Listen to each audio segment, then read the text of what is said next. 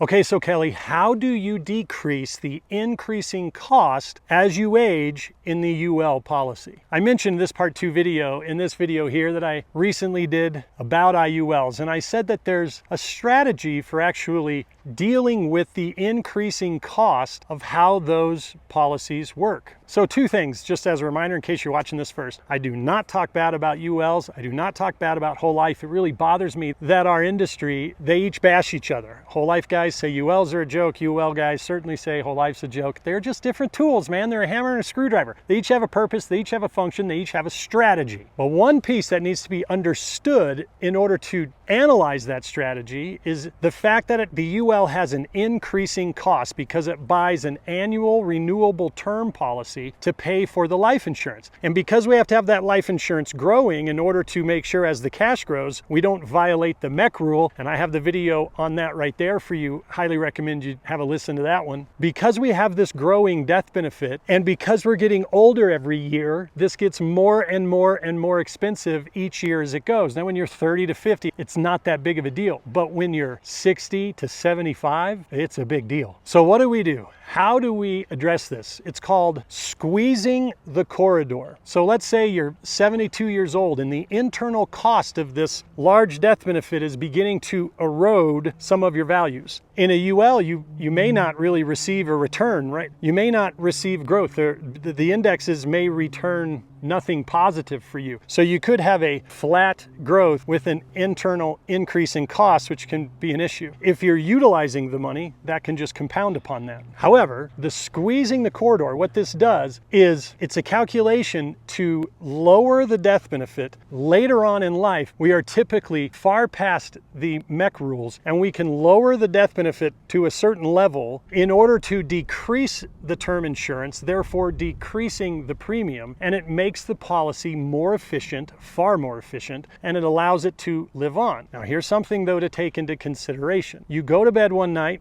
let's just say hypothetically, with a $3 million life insurance policy. You wake up the next morning with $1.5 million in life insurance because you had to squeeze the corridor to ensure it continued to be efficient for you as you distribute money out of it. Well, that's a big difference. How do we make up that $1.5 million of a difference within your other assets of something that was tax exempt and tax free to your beneficiaries? So just to simply say we squeeze the corridor, see, ta-da, there's more to take into consideration than that. You may not want that. You may not want your life insurance to be cut by 40, 50% just to keep this cash moving along. So here's a scenario. I had a gentleman to where he really wanted the UL. He loved the idea of the opportunity to gain a little bit more. He was totally good with it. He was single. He's 45. He wasn't married. He didn't have kids, and he didn't plan on having any kids. He didn't plan on getting married. And he said, Kelly, I am not worried about the death benefit. If I have to squeeze that corridor, lower the death benefit to drastically decrease the internal cost, so this continues on as a very aggressive, well-performing policy, I'm okay with that. Well, you see, my job wasn't to tell him, no, that's foolish. My job is just to help him understand what it is he wants. And he wanted that until 2 days later, when he called me and he goes, you know what, Kelly, I've been thinking about this and I've changed my mind. And I loved his analogy. He said,